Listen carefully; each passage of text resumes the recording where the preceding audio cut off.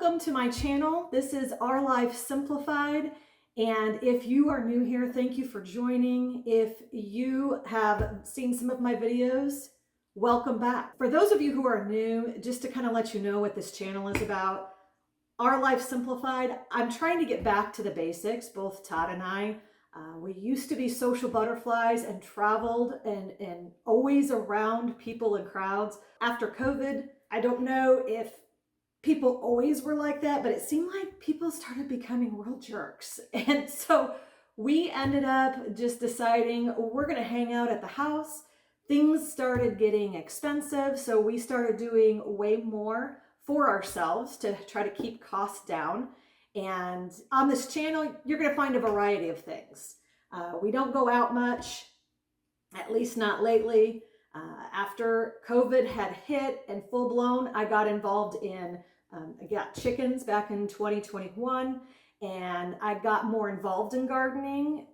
Todd built me a bigger garden. Part of this channel is about me documenting those things. Also, we do other things around here, such as different projects. I've done some remodeling, or more so makeovers. I have a lot more makeover projects in mind. Just to get the house updated. It's been 20 years since I've done anything. So we're kind of slowly moving through the house. And if you haven't checked out that laundry room makeover video, I was actually very impressed with how much of a change that really made. So in today's video, I'm going to be making homemade bread. We're inviting Todd's brother over. He's been here visiting from California. Todd's brother has come to visit for about 7 weeks. Their dad, my father-in-law, has been diagnosed with cancer, so he's been going through treatments, and it's a 7-week program. So he is now retired, and he decided to come and help out. Todd still works, so he has been a huge help with all of this.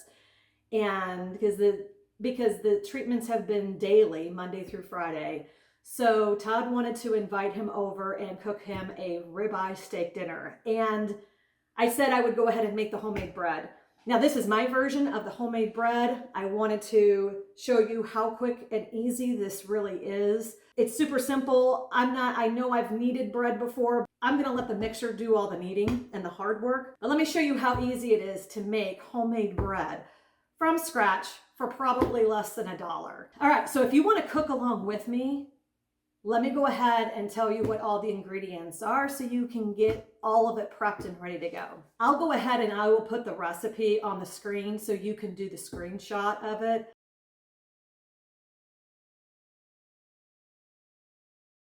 So this is what you're going to need. I went ahead and I pre-measured everything out here. So I have 1 1/3 cup of warm water. I went ahead and I just popped it in the microwave.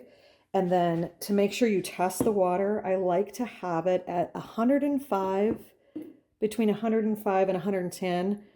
So this is perfectly where it needs to be. So that is at the perfect temperature. I'm just going to go ahead and add the yeast. This is about 2 1/4 teaspoons of yeast. I'm going to dump that in. Actually, what I usually do is I usually pour it. I'll just go ahead and pour it in here. So I'll mix that together because this has to bloom. All right. So we have the water and yeast in here. That's going to probably take maybe about 5 minutes or so for it to bloom. So this is the yeast I use. So you want to refrigerate that once you open it. You can also buy the packets. It's already pre-measured for you. This is an example of the pre-measured yeast packets. It's already approximately 2 1/4 teaspoons in each of these. So this is a pack of 3. I sometimes like to have that as an emergency in case I run out of that. Anyways, you got to have some kind of a sugar so the yeast can feed. This is brown sugar, 1 tablespoon of brown sugar. So I'm going to go ahead and mix the brown sugar in here as well. Let me get my grandma's wooden spoon. This is my grandma's wooden spoon. This is probably over 100 years old, and this was hand carved. So I love it that I have something from her as a memory, and I cook with it all the time. She's my Italian grandma. All right, so we're gonna let that set. Once that bubbles, I'm gonna add in the olive oil and salt. So I have those right here. 1 1/2 teaspoons of salt. That's actually going to be mixed into the flour. So I will go ahead and sprinkle that on there. And then 1.5 teaspoons of olive oil and about 4 cups of flour. You're going to have to kind of gauge it. It could start with a 3.5 cups and then just add in as you need. Okay, so that's looking pretty good. If your yeast does not bloom or foam up, then it's no good. So you need to throw it out and get you some fresh yeast. So when this is ready, I'm going to go ahead and add the olive oil in there. I'm going to sift this and make a mess at the same time. Oh, I used some flaky salt, and that's what's basically left behind. I'm just going to throw that in. I probably should have used the other. Put that in there, and then I'm going to add most of this and just start it on the kneading. So we're going to go ahead and add the flour. Not all of it yet. I'm just probably hold back maybe about 1/2 cup because I don't want too much. I'll hold back about that much. And I'll start the kneading. We're just going to knead this until we'll know that there's enough flour in there whenever the dough comes away from the sides, like it kind of forms a ball. And then I'm going to continue kneading this for about 8 to 10 minutes. I have pulled it out before whenever it's come all together, but it's so much work with the actual kneading, so I'm just letting the machine do the work for me. So we're going to let that knead for about 8 to 10 minutes. I'm going to let all the liquid incorporate itself so all the flour doesn't kick out. And then I'm going to pick it up a notch and let it just knead for about 8 to 10 minutes. So real quick, just want to show you what it looks like. I still have 5 minutes and 30 seconds left on the clock. You can see how it's pulling away from the bowl. Unfortunately, my KitchenAid is so old. It's probably at least 20 years old. It's bouncing all over the place, so I have to hold it in the lock position. And every now and again, I might have to push that down so it stays down in there. We're gonna let this keep going until it's time to rise. Okay, so the alarm went off. This is what it looks like. I did not have to add any more flour to it. So now what I'm gonna do is I'm just gonna leave it in this bowl. I'm going to, oh, it's perfect. So when you press on it, you can see that it kind of bounces back a little bit. I'm just going to add some olive oil in here. And it's already pretty much the shape that I want, the round shape. I'm going to coat that with the olive oil. I'm going to place this on the stove. It's not hot. I'm going to place this on the stove just to let set and rise for about 30 minutes or so. It's got to double in size. Okay, so I want to show you real quick how I do this. I'm going to place it back here on this back burner. I'm just going to turn this on for like just a second, just so it can get hot, because I don't want it cooking. I just want it hot enough where this metal bowl can set on it so it can help get some residual heat. I'll just let that set until it doubles in size. So it's been 30 minutes. I'd say that's doubled in size. We're just going to punch it down, and then I'm going to pull it out, and then I'm going to shape it into 2 loaves. So I'm just going to barely sprinkle this with flour. I'm going to take this out.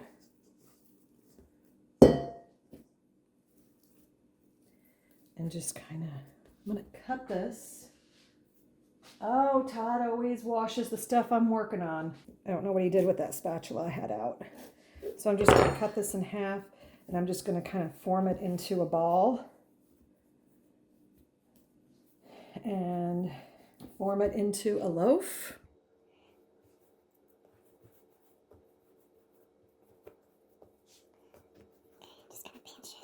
You really don't need that. I probably have too much flour in here. You really don't need that much flour at all. Okay, and I'm just going to kind of form it. Roll it.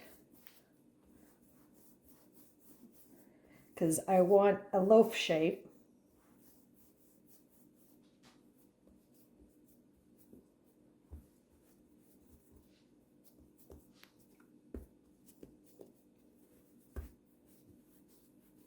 This one's going to be a little bit bigger. That's okay. It'll still be good. I'm going to take the pan that I'm going to cook it on. Drizzle some olive oil on there. Then I'm just going to place each one on it. And we're going to do a second rise. Now that I have shapened it into the loaf. I have a little tea towel. I'm just going to throw that over. So we're going to let it set over here on the stove for about maybe a half hour or so until it doubles in size again. So just so you remember what it looks like. And then I'll show you after it rises what it looks like. So the timer just went off. It's been about 30 minutes. Oh my goodness, look at that bread. It has risen beautifully. So the next step, I'm going to create a quick egg wash and I'm going to brush that on. So the egg wash, I already have some water in there. That actually might be too much. Let me dump a little out. So maybe equivalent to maybe a half and half. I'm just going to crack an egg in there. I saved my eggshells for my garden. Calcium is excellent for the garden. I'm going to whip that up. And then all I'm going to do is I'm going to baste the bread. Oh, make sure you preheat your oven to 375. Look how beautiful this is. Oh, something I forgot to do. I'll do it real quick. I'm just going to come in and I'm just going to score it.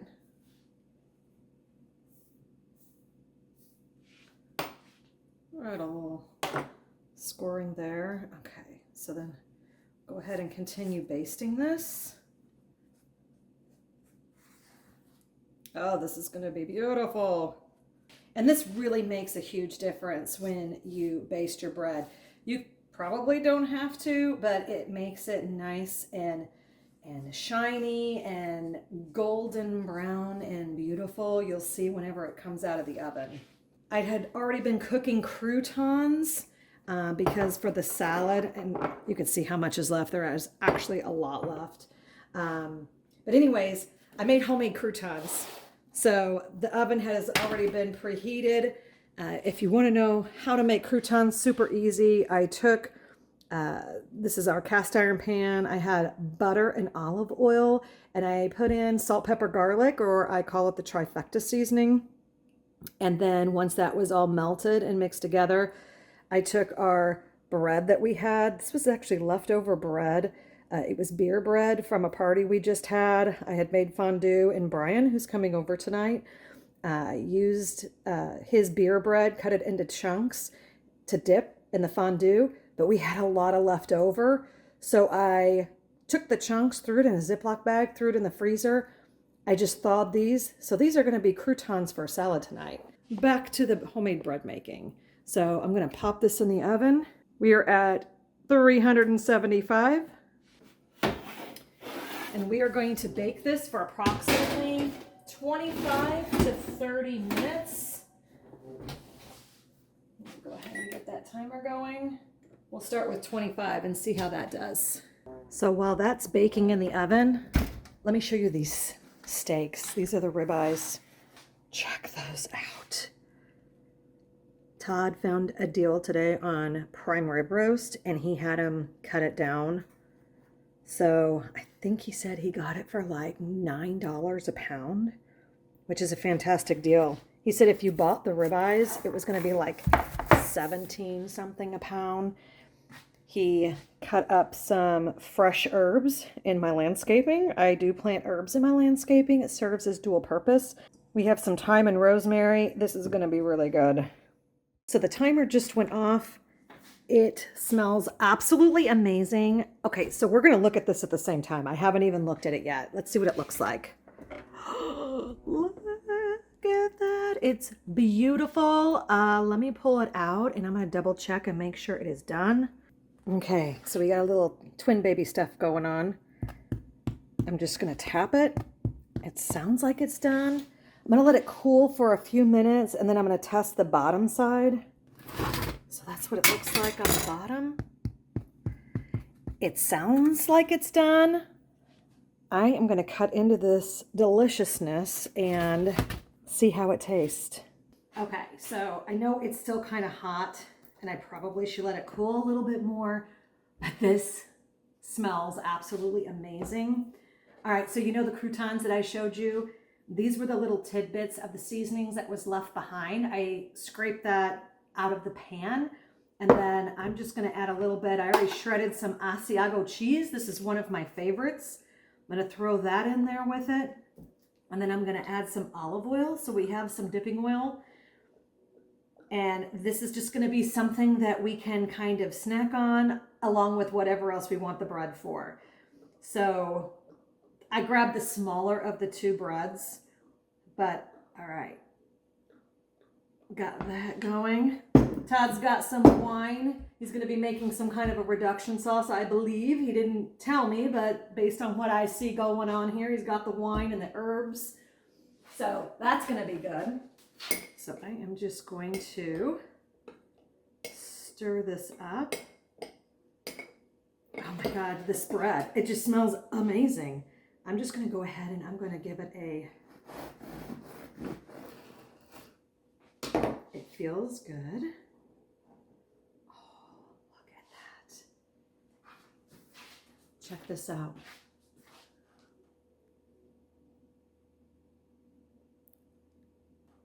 I don't know if you can see that steam rolling off of there, but look, check that out on the inside. It's very soft, crusty on the outside, soft on the inside. Oh, all right. Let's see how, woo, it is a little warm. I probably should let this cool. Let me let this cool for a few minutes before I dive into it, but oh my gosh, this is amazing. Okay, so I'm gonna go ahead and dig in here, get a little bit of that dipping oil, the cheese, get that smeared on there. And in case you don't know, if you haven't seen any of my other cooking videos, I am Italian. I am used to just dipping fresh bread. Actually, we usually just rip the bread. That's what we used to do when I was a little girl. My grandma would make homemade bread every single week. She would have this dining room table. Well, if you want to call it a dining room, it was a table in her kitchen. It was a pretty, well, I was a kid, so it felt like it was a pretty good size, but she would make homemade bread using, I mean, it seemed like this big, huge, I call it a number 3 wash tub. I don't know what it actually was, but she would make all these loaves of bread on Saturday. Sunday, we would go to her house. Every Sunday, she would make spaghetti and meatballs. The meatballs, I am not kidding you, they were like the size of baseballs is what they were. And she would cook that sauce all day long. After church, we would go over to her house, snack on the homemade bread. She'd have salami that we would also cut into. That was like our appetizers. And then for dinner, we would have the homemade spaghetti sauce with the meatballs. We would just all sit around and visit. It was a lot of great memories. But, okay, so let's go ahead and see how this tastes.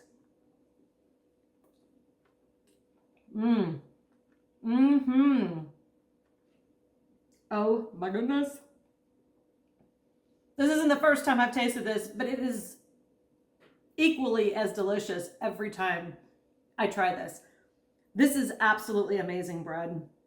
At least that's how I feel. So this is my version of homemade bread that I make from time to time. Let me know if you try this. All right, well, I appreciate your time. Thank you for joining me today. And I think one of my next videos I might make is tiramisu. That's how I pronounce it. I know it could be pronounced tiramisu, tiramisu, like there's so many different ways that people can pronounce it. Tomato, tomato, potato, potato. But anyways, tiramisu is one of my youngest daughter's favorite. So I'm going to be making that maybe tomorrow. We'll see. So I think I'm going to go ahead and make that video so you can see how I make it. And then Hayden, if you're watching, you can watch the video and make it anytime you want. I know it's always best when mom does it because you don't have to, but that's okay. Thank you so much for watching, and until next time.